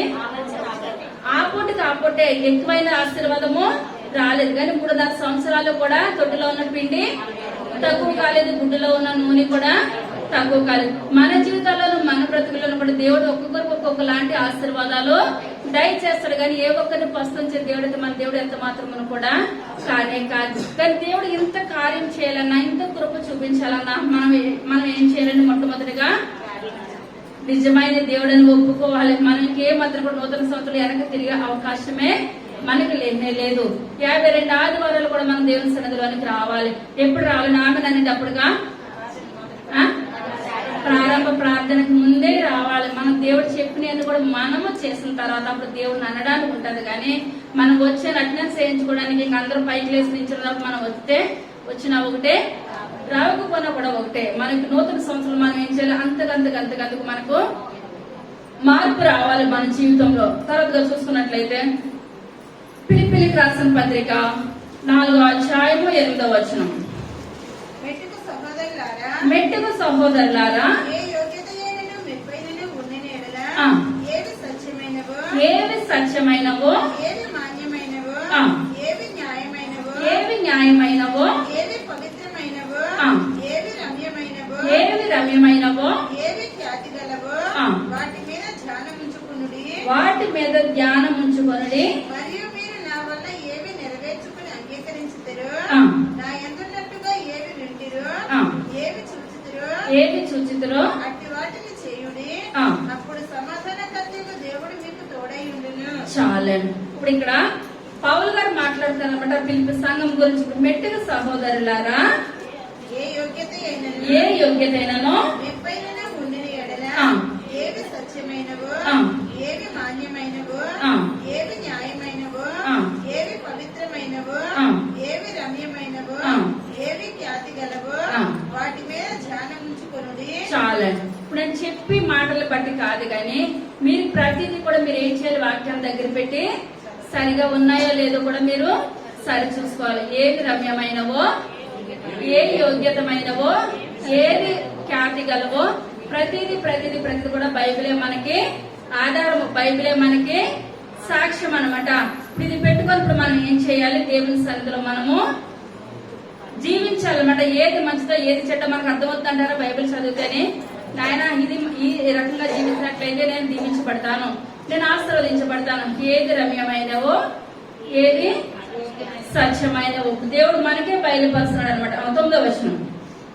మరియు మీరు నా వలన ఏవి నేర్చుకుని అంగీకరించుదురో, నా యందున్నట్టుగా ఏవి వింటిరో, ఏవి చూచితురో అట్టి వాటిని చేయుడి. అప్పుడు సమాధానకర్తయగు దేవుడు మీకు తోడై ఉండును. చాలండి. ఏవి సత్యమైనవి తెలుసుకొని మనం చేసినట్లయితే ఇప్పుడు ఎవరు మనకు తోడుగా ఉంటారంటండి, సమాధానకర్తగా దేవుడు మనకి తోడై ఉంటాడు. ఈ యొక్క దినాన్ని విన్న వాక్యాన్ని బట్టి దేవునికి వందనాలు. ఇప్పుడు ఏంటంటే మనం నూతన సంవత్సరంలో మన జీవితం ఏ రకంగా ఉండాలో, మన యొక్క బ్రతుకులు ఏ రకంగా ఉండాలో, ఇప్పుడు మన ఇవన్నీ కూడా ఉండాలి అని అంటే ముఖ్యంగా మన కన్ను ఏం చేయాలండి, మన కన్ను మన మాట ఆలకించాలి. చెడే మాత్రం కూడా చూడడానికి వీల్లేదు. కళ్ళు వెళ్ళిన కాడికి మనసు వెళ్ళకూడదు. ఎవరు వెళ్ళిపోయారు కళ్ళు వెళ్ళిన దగ్గరికి? గెహాజీ వెళ్ళిపోయాడు, దావీదు వెళ్ళిపోయాడు. గెహాజీ కళ్ళుతో చూస్తాడు, ఆ డబ్బుని వెళ్ళిపోయాడు. చివరికి ఏం తెచ్చుకున్నాడండి, కుష్ఠరోగం తెచ్చుకున్నాడు. దావీదు అక్కడ రబ్బపట్నం మీద యుద్ధానికి వెళ్లకుండా పడుకొని మిద్ది మీదకి ఎక్కాడు. మిద్ది మీదకి ఎక్కినప్పుడు బెత్షెబా కనపడింది. కళ్ళు చూసిన తర్వాత మనిషి ఏమి చేశాడు, పాపానికి వచ్చేసాడు. పాపానికి వచ్చినప్పుడు ప్రతి దాంట్లో కూడా దావీదుకి ఆ ఊరియా భార్య విషయంలో తప్ప, లేకపోతే ఈ ఒక్కటి కూడా లేకపోతే దావీదు చాలా మంచివాడు. యోగ భక్తులు ఏ మాత్రం కూడా తప్పిదం లేదు. యోగ నీతిమంతుడు, న్యాయమంతుడు, యథార్థవంతుడు. పూజ దేశంలోనే యోగ అంతా ఉన్నతమైన వాడు లేడు, అంత మంచివాడు కూడా లేడు.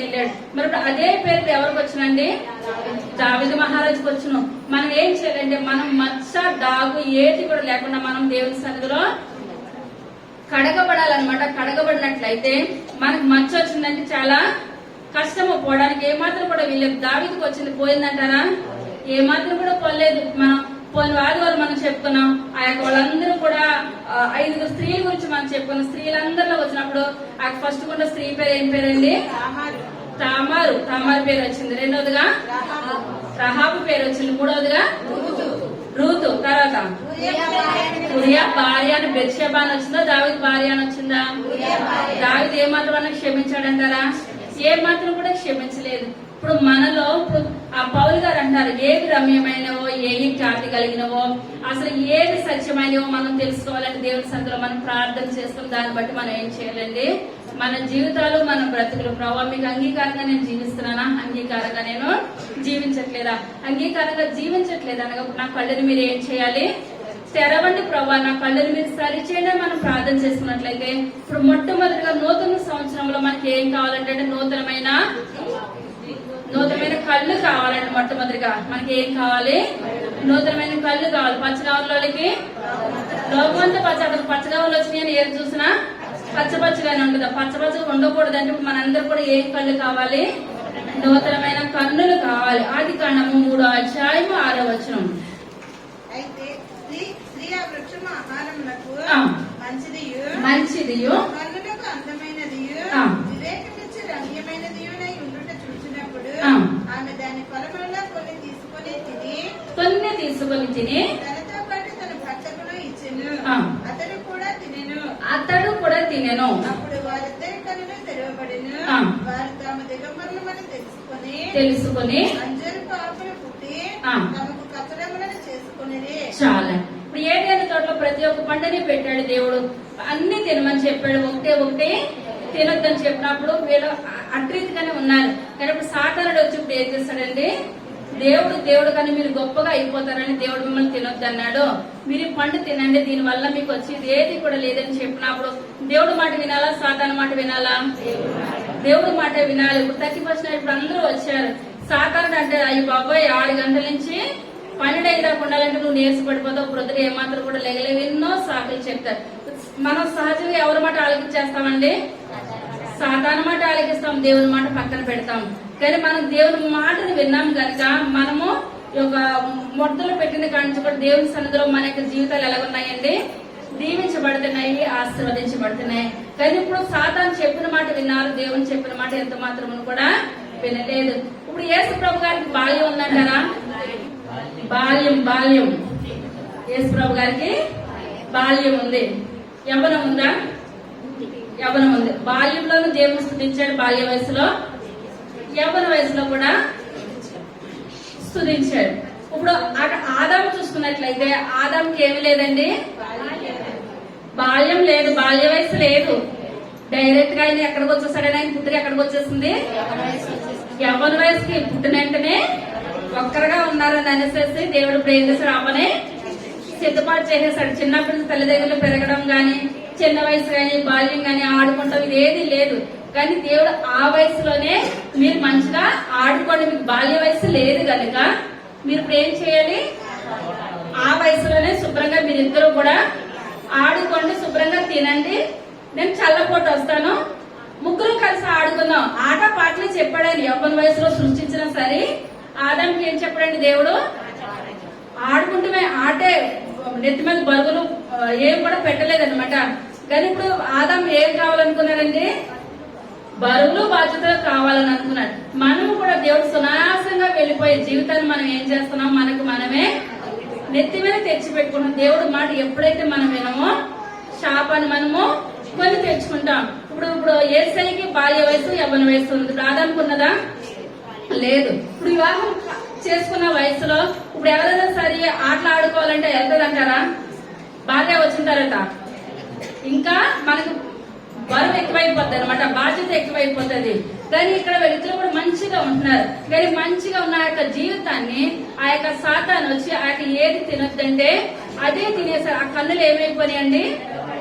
తెరవబడిపోయి, 3వ కన్ను తెరవబడిపోయింది అనమాట. ఎప్పుడైతే 3వ కన్ను తెరవబడిపోయిందో ఆ లోకాన్నంతటినీ కూడా చూసేసారు. ఏసై వచ్చారు. ఏసై వచ్చాడు వాళ్ళు ఏం చేస్తారని అంజూరు ఆకులు కప్పుకున్నారు. ఎందువల్లంటే అక్కడ రక్షణ వస్త్రాన్ని వాళ్ళు కోల్పోయారు. మంచి నేత్రాలను, దేవుని చూసే నేత్రాలను వాళ్ళు కోల్పోయారు. దేవునికి దూరముగా జీవిస్తున్నారు. మనకి ఎటువంటి నేత్రాలు కావాలని కోరుకోవాలండి? యేసయ్యా మిమ్మల్ని చూసే నేత్రాలు నాకు దయచేయండి. ఆ సాతాను ఎంత మాత్రం కూడా నా దగ్గరికి రావడానికి వీలు లేదు ప్రభు అని మనం ప్రార్థన చేయాలి. ఆ యొక్క యోబు గారు ఏంటండి ఆ కళ్ళతో నిబంధన చేసుకుంటున్నాడండి. ఏమని? ప్రభా నా కళ్ళతో నేను వ్యర్థమైన వాటిని నేను చూడద్దు ప్రభా. ఎవరిని చూసినా సరే, ఏ స్త్రీని చూసినా మన కళ్ళు మంచిగా చెప్పుకున్నట్లయితేనే మన హృదయం ఏం బాగుంటదండి? మంచిని ఆలోచిస్తుంది. ప్రతిదీ కూడా యోబు గారు అంటారు, నా కళ్ళతో నేను మంచినే చూడాలి ప్రభా, చెడుని ఏమాత్రం కూడా చూడొద్దు. నా కళ్ళనట్టు రీతిగా దీవించండి నాయన ఆశీర్వదించినప్పుడు ఆ యోబు క్రియను చెడు చూసాడంటారా? ఏమాత్రం కూడా చెడు చూడలేదు. ఇప్పుడు రబ్బాపట్నం మీద ఇదంతా అయిపోయిన తర్వాత దావీదు కూడా అంటున్నాడు, ప్రభా వ్యర్థమైన వాటిని చూడకుండా నా కన్నులు తెరవండి అయ్యా. ఒకసారి చూసేసాను, ఇంకోసారి నేను చూడొద్దయ్యా. ఆ వ్యర్థమైన వాటిని నేను ఏమాత్రం కూడా చూడొద్దు, నాకు అటువంటి కృపను దయచేయని చెప్పినప్పుడు మరలా తప్పుదో మరలా చేశాడంటే దావీదు ఏ మాత్రం కూడా చేయలేదు. తర్వాత చూసుకున్నట్లయితే ద్వితీయోపదేశ కాండము 11వ అధ్యాయము 11వ వచనం. ద్వితీయోపదేశకాండము. మీరు నది దాటి స్వాధీనపరచుకొనుటకు వెళ్ళుచున్న దేశము కొండల లోయల గల దేశము. అది ఆకాశ వర్షజలము త్రాగును. అది నీ దేవుడైన యెహోవా లక్ష్యపెట్టు దేశము. నీ దేవుడైన యెహోవా కన్నులు సంవత్సరాది మొదలుకొని సంవత్సరాంతం వరకు ఎల్లప్పుడూ దాని మీద ఉండును. చాలండి. ఇప్పుడు దేవుని యొక్క కన్నులు ఎలా ఉంటాయంటే సంవత్సరాది మొదలుకొని సంవత్సరాంతం వరకు కూడా మన చుట్టూనే ఉంటాయి. మనం మంచిగా పడుకుంటూ పోతాం. అసలు మన చుట్టూరు ఏ పాములో రావచ్చు, ఏదైనా రావచ్చు, కానీ ఏదైనా మన దగ్గరికి వస్తుందంటారా?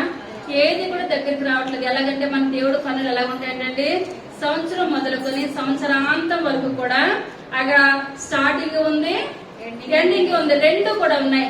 మనం ఏంటంటే ఒక నిర్ణయం 31st నైట్ ఒక నిర్ణయం తీసుకుంటాం, అంతవరకే. అలా ఫస్ట్ రోజు చేస్తాం, రెండో రోజు చేస్తాం, మొదటి వారం వస్తాం, రెండో వారం వస్తాం, తర్వాత అనుకుంటాం, అయ్యో నేను రోజుకి 2 గంటలు ప్రార్థన చేస్తాను, ఒక నిర్ణయం తీసుకుంటాం. మూడో రోజు చేయడానికి అవ్వదు. సాతాన్ అంటది, నీకు నిన్నటి నుంచి చేయలేదు కదా, ఇంక లెక్క, నువ్వు పక్కకి వెళ్ళిపోయావు, నువ్వు ఇంకేమది సంవత్సరం అంతా కూడా చేయవసరదు. ఇలాగే ఎందువల్లంటే మనం ఎప్పుడైతే పక్కకు జరుగుతామా ఆదాము అవ్వ పండు తినేంత వరకు కూడా సాతానుడు ఏమాత్రం కూడా వాళ్ళని వదిలిపెట్టలేదు అనమాట. ఇప్పుడు మన జీవితంలో కూడా నాయన నేను పరుగు పెట్టడానికి సిద్ధంగా ఉన్నాను. పౌలు గారు గురియతకు పరుగు పెట్టారు. ప్రభు నేను పరుగు పెట్టే కృపను నాకు దయచేయండి. ఎందువల్లంటే దేవుడైన యెహోవా కన్నులు సంవత్సరం మొదలుకొని సంవత్సరాంతం వరకు నేను మీరు ఎక్కడిగా కృప చూపిస్తున్నారు. మీ బిడ్డనైన నేను కూడా ఎలా ఉండాలి? సంవత్సరం మొదలుకొని సంవత్సరాంతం వరకు కూడా నా ఊపిరినంత వరకు నా జీవిత కాలం అంతా కూడా నేను ఎలా ఉండాలి? మీకు సాక్షిగా మీ పాదాల చేత ఉండే కృపను నాకు దయచేయమని మనం ఏం చేయాలండి?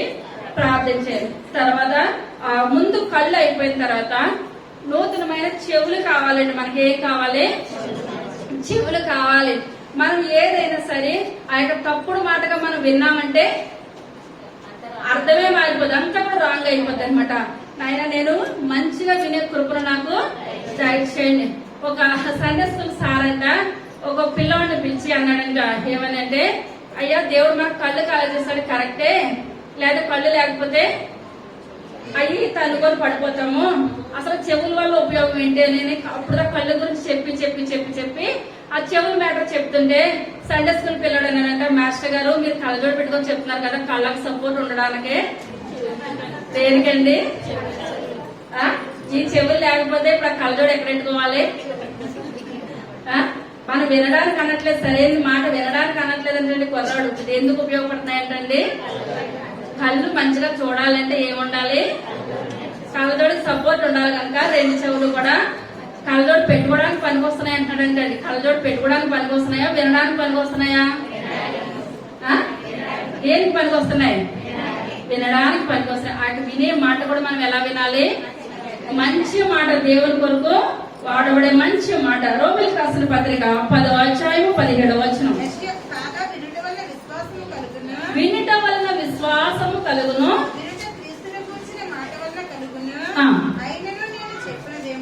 చాలండి. వినుట వలన విశ్వాసము కలుగును. ఆయన విశ్వాసం కూడా దేని మాట ఏంటండి? క్రీస్తుని కూర్చున్న మాట. లోకానుసారమైన సినిమాలు శిఖార్లు కాదు. దేని మాట వినడానికి చెవులు పెట్టాడండి దేవుడు?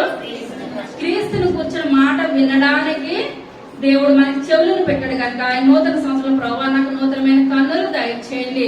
ఆదాము అవ్వ తినొద్దన్న పండు తిన్నారు, ఆ కన్నులకు వాళ్ళకు రమ్యంగా కనపడిన ప్రభావ ఏదైనా నోట్లోంచి బయటకు వచ్చేసారు. నాకు ముఖ్యంగా మంచి కన్నులు దయచేయండి. తర్వాత మనకి ఏం కావాలండి? చెవులు కావాలి. ఆ యొక్క చెవుల ద్వారా కూడా దేవుడి గురించి మనం వినాలి తప్పించి, దేవుని మాట వినాలి తప్పించి లోకానుసారమైన మాటలు ఎంత మాత్రం కూడా నాకు వద్దు ప్రభావం నిర్ణయం తీసుకోవాలి. తర్వాత కీర్తన గ్రంథము 34వ అధ్యాయము 15వ వచనం.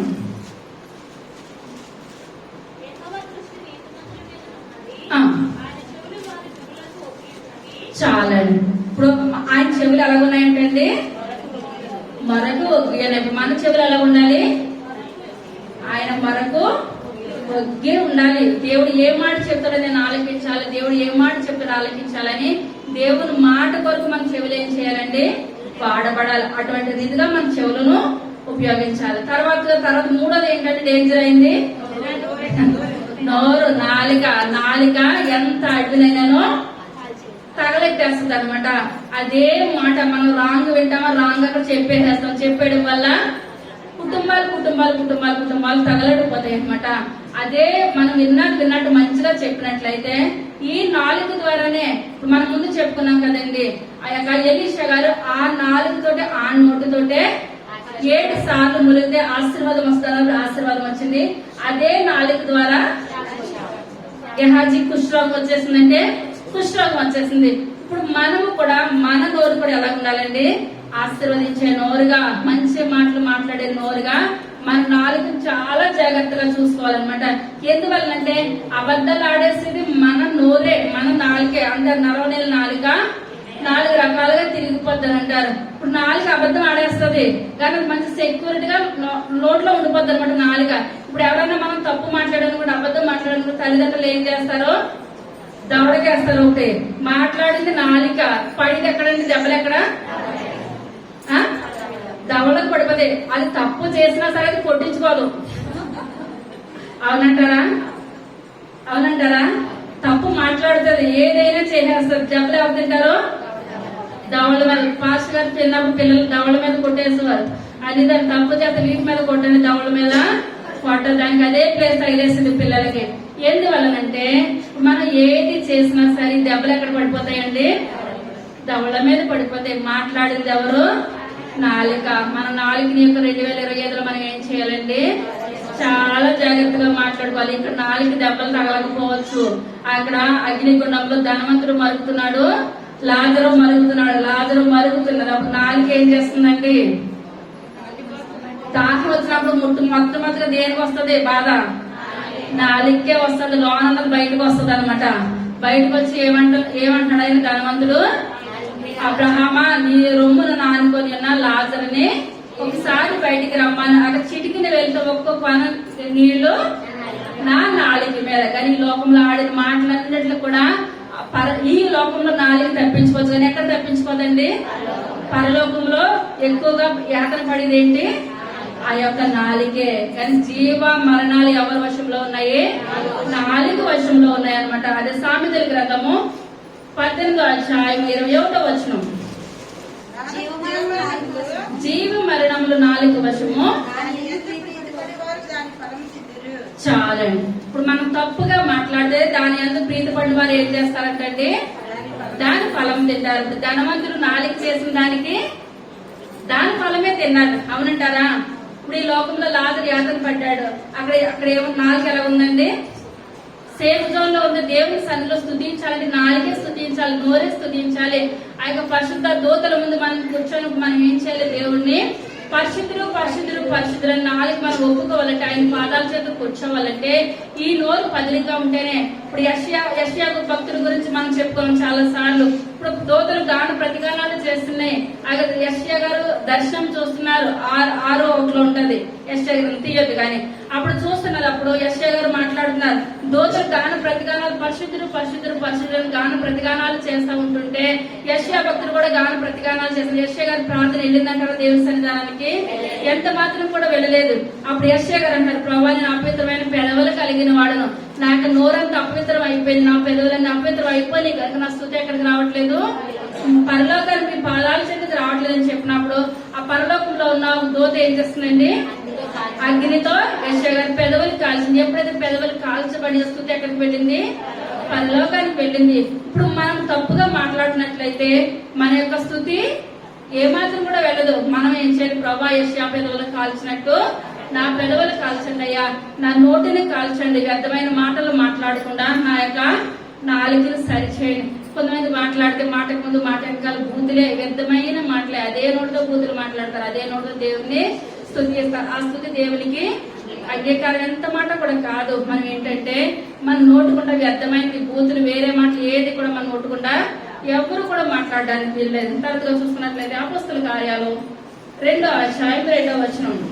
అప్పుడు వేగముగా వీచు బలమైన గాలి వంటి యొక్క ధ్వని ఆకాశం నుండి అకస్మాత్తుగా వారు కూర్చుని ఉన్న ఇల్లంతయు నిండెను, మరియు అగ్ని జ్వాలల వంటి నాలుకలు విభాగింపబడినట్టు. చాలా వాళ్ళందరూ కూడా దేవుల్లో లీలమైపోయినప్పుడు అగ్ని జ్వాలల వంటి నాలుకలు వాళ్ళకి వచ్చేసినప్పుడు ఏసైని స్తుతిస్తున్నారు. ఆ నాలుకను బట్టి స్తుతిస్తుంటే పరలోకం నుంచి దూతలు గాన ప్రతిగానాలు చేస్తున్నాయి.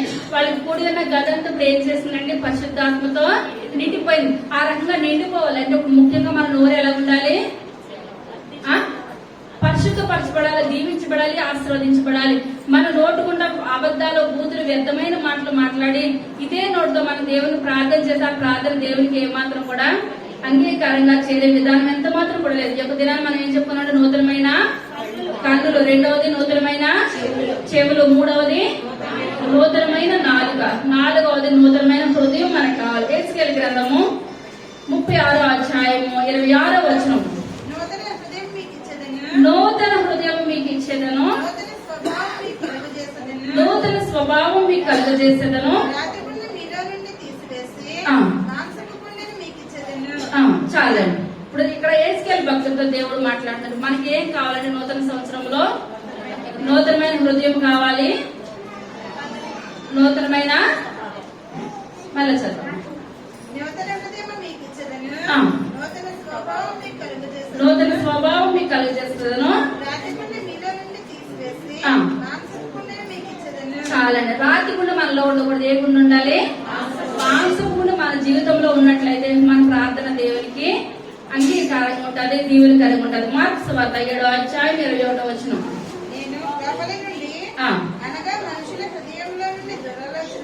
దురాలోచనలను, దొంగతనములను,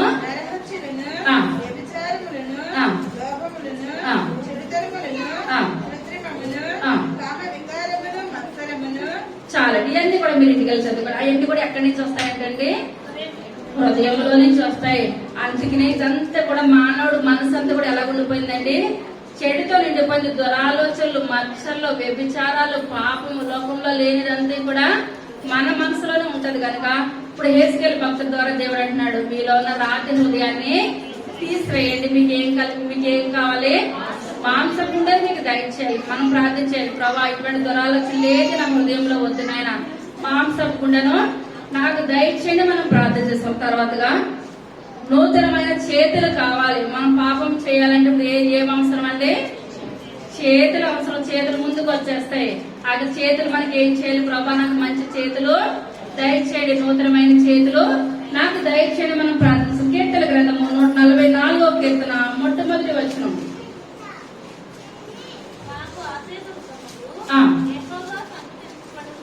సన్నుతింపబడును గాక.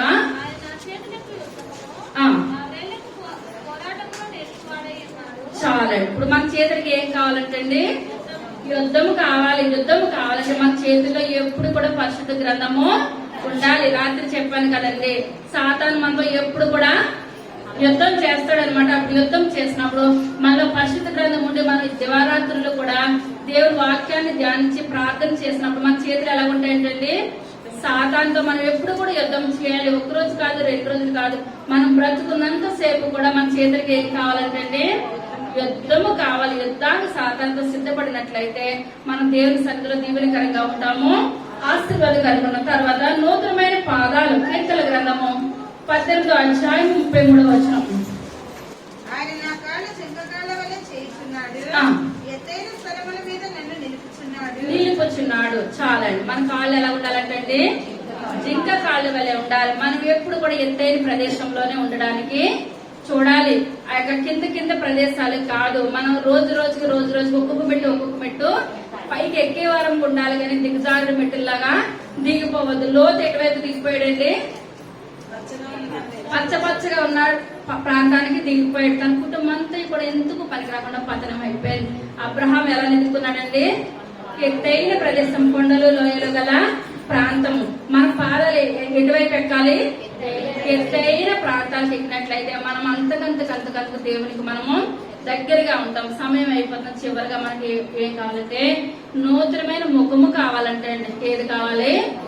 నూతనమైన ముఖము. ఫస్ట్ గా మనం ఏం చెప్పుకున్నాం? నూతనమైన కళ్ళు, తర్వాత చెవులు, తర్వాత నాలుక, తర్వాత హృదయము, చేతులు, కాళ్ళు, ఇప్పుడు నూతనమైన ముఖము. ప్రకటన గ్రంథము 22వ అధ్యాయము 4వ వచనం. ఇదంతా కూడా ఇంటికి వెళ్ళి చదువుకోండి. చాలండి. ఇప్పుడు మనం ఎక్కువగా ప్రార్థన చేస్తామనుకోండి, ఇప్పుడు మోషే గారు 40 దినాల కొండ మీద యేసు ప్రభు గారితో ప్రార్థన చేశారు. ప్రార్థన చేసి ఆయన కొండ దిగుతా వస్తున్నారు.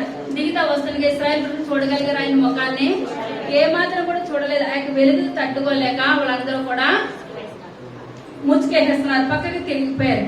మన ముఖం అంటే మనం ఎక్కువగా ప్రార్థన చేసినప్పుడు దేవుల్లోనే సాంగత్యం ఉన్నది, అప్పుడు దేవుల్లోనే సంబంధం ఉన్నప్పుడు మోషే గారి ముఖం ఎలాగొచ్చిందో మన ముఖం కూడా అలాగే వస్తుంది. షోలమితి అంటుంది, నేను నల్లని దాని అయినప్పటికీ సౌందర్యవంతురాలను. ఏమంటుందండి? సౌందర్యం. ముందైతే ఆమె జీవితం నల్లగా ఉన్నది, దేవుళ్ళలోకి వచ్చిన తర్వాత సౌందర్యం. సొలొమోను మహారాజు ఎప్పుడైతే వివాహం చేసుకున్నాడో, దేవుని సౌందర్యం ఎప్పుడైతే ఉన్నదో, నేను నల్లని దానినైనాను సౌందర్యవంతురాలు. నన్ను ఇందువల్ల చిన్న చూపు చూస్తున్నారు, ఇప్పుడు నన్ను చిన్న చూపు ఎంత మాత్రం కూడా మీరు చూడొద్దు. ఇప్పుడు మనం కూడా దేవుని సన్నిధిలో మనకి నూతనమైన కన్నులు, నూతనమైన చెవులు, నూతనమైన నాలుక, నూతనమైన హృదయము, నూతనమైన చేతులు, నూతనమైన కాళ్ళు, ఇవన్నీ మనకి నూతన సంవత్సరంలో నూతనంతా వచ్చేసి, ముఖ్యంగా మనకి రాత్రి హృదయం మనలో నుంచి వెళ్లిపోయి మాంసపు గుండె మనకు వచ్చి దేవుని సన్నిధిలో నిత్యము మన ప్రార్థన విజ్ఞాపనలు మనం చేసినట్లయితే మనకి ముఖం ఎలా ఉంటదంటే అండి, మోషే గారి ముఖం వల్లే ప్రకాశిస్తుంది, షోలమితి ముఖం వల్లే ప్రకాశిస్తుంది. ఈ రకంగా ప్రకాశించినప్పుడు మన దగ్గరికి ఎవరైనా కలుసుకోవడానికి కానీ మాట్లాడుకోవడానికి కానీ ఎవరైనా మన దగ్గరికి వచ్చినట్లయితే మన ముఖంలో అంటే వాళ్ళు ఎవరి ముఖాన్ని చూస్తారో, యేసయ్య ముఖాన్ని. దేవుడి నామానికి వందనాలు. అట్టి రీతిగా మనం దేవునితో సాంగత్యం కలిగి ఉన్నట్లయితే, సంబంధం కలిగి ఉన్నట్లయితే మన ముఖంలో ఎవరి ముఖం కనిపిస్తుంది? యేసయ్య ముఖం కనిపించాలంటే మనం ఏం చేయాలండి? ఈ ప్రతి ఒక్క అవయవము మనము నూతనంగా ఉండాలి. ప్రభా, ఒకవేళ నా పాత జీవితము నయమాన్ కుష్ఠరోగంతో ఉన్నట్లు ఉన్నదేమో, ఆ జక్కిగా ఆ డబ్బు వ్యాపారానికి వెళ్ళినట్టు ఉన్నదేమో, వాళ్ళిద్దరూ వాళ్ళ జీవితాలు ఎలాగైపోయి నూతనంగా మార్చబడిపోయారు. ముందు జీవితాలు అలా ఉన్నాయి. ఇప్పుడు నయమాన్ కుష్ఠరోగం పోయింది, నూతనమైన హృదయము, నూతనమైన ఆత్మ వచ్చింది. జక్కికి ఏమొచ్చిందండి? నూతనమైన స్వభావం వచ్చింది. పాతయన్ని విడిచిపెట్టేశారు. ఇప్పుడు మనం కూడా ఏం చేయాలండి? పాతయన్ని విడిచిపెట్టేయాలా, లేకపోతే గెహాజీ తెచ్చుకున్నట్టు కుష్ఠరోగం తెచ్చుకోవాలా, ఇస్కరియోతు యోధా తెచ్చుకున్నట్టు పాపాన్ని తెచ్చుకోవాలి? ఏం తెచ్చుకోవాలి మన జీవితాల్లో? ఇప్పుడు ఎవరు తగ్గట్టు మనం జీవించాలి? జక్కయ్య, ఇంకొకరు నయమాను. అదంతా కూడా మనం విడిచిపెట్టేసి, సహజం లోకంలో ప్రతి ఒక్కరు కూడా తల్లి గర్భంలోనే పాపంలోనే వచ్చినవారు, పాపంలోనే పుట్టినవారు. కానీ మనం ప్రేమించాలని యేసయ్య రక్తంలో మనము కడగబడాలి. ఇవన్నీ నూతనంగా వచ్చినప్పుడు దేవుడు మన ముఖంలో ఎవరు కనపడతారండి? దేవుడు కనపడతారు. ప్రభావం మీ చిత్తమైతే నూతన సంతులట్టుగా జీవించే కృపను నాకు దయచేయండి అయ్యా. మరి ముఖ్యంగా నా యొక్క మనసును సరిచేయండి అయ్యా, నా యొక్క చేతులు సరిచేయండి, నా యొక్క పాదాలు చెడు వైపు ఏమాత్రం కూడా నడవద్దయ్యా. నా చేతులు సరిచేయండి, నా కాళ్ళను సరిచేయండి, నా హృదయాన్ని సరిచేయండి. మరి ముఖ్యంగా నేను ఏం చూడకూడదు, పాపాన్ని నేను ఏమాత్రం కూడా చూడకూడదు అని మనం ప్రార్థన చేసినట్లయితే నూతన సంవత్సరం 2025లో మనం ఏం చేయాలండి? దీవించబడాలి, ఆశీర్వదించబడాలి. మనకి ఆత్మ ఫలాలన్నీ కూడా 2025లో ఫలించే కృపను దేవాదేవుడు మనందరికీ దయచేస్తాడు. ఆత్మ ఫలాలు ఫలిస్తానో పైకి వేసి నిల్చున్నాం, నేను ఫలించానో అలాగే కూర్చోను. సర్వశక్తి కలిగిన తండ్రి, కృప కలిగిన తండ్రి, దయగలిగిన ఆయన, మీ యొక్క దయగలిగిన శ్రేష్టమైన నామాన్ని బట్టి ప్రభా లెక్కలేని వందనాలు, స్తుతులు చెల్లించుకుంటున్నాను తండ్రి.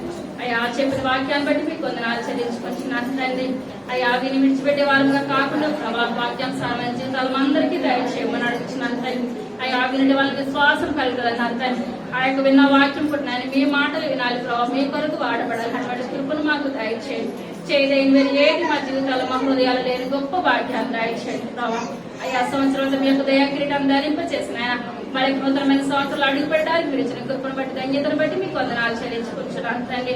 మీకు యోగ్యమైన బిడ్డలు కానీ ప్రభావ, మీకు యోగ్యమైన పాత్రగా మీరు జీవించే గొప్ప భాగ్యాన్ని దయచేయండి.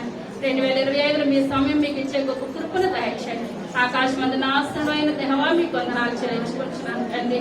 అయ్యా, బహు భయంకరమైన రోజులండి ప్రభా, కానీ మీ అందుకు విశ్వాసం ఉంచినప్పుడు నాయన అయ్యా, ఆ యొక్క దినాన్ని ప్రభా సారేపతి వెదవరాలు నాయన అక్కడంతా కరువుతో వచ్చిన అందరూ చెల్ల చెదరైపోయినప్పుడు ప్రభా 3.5 సంవత్సరాలు తన తొట్టులో ఉన్న పిండి తరగలేదు నాయన.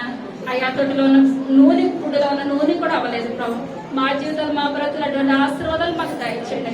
దీవెనకరంగా వాడుకోవడం అయినా ఆశీర్వాదకరంగా వాడుకోండి ప్రభా.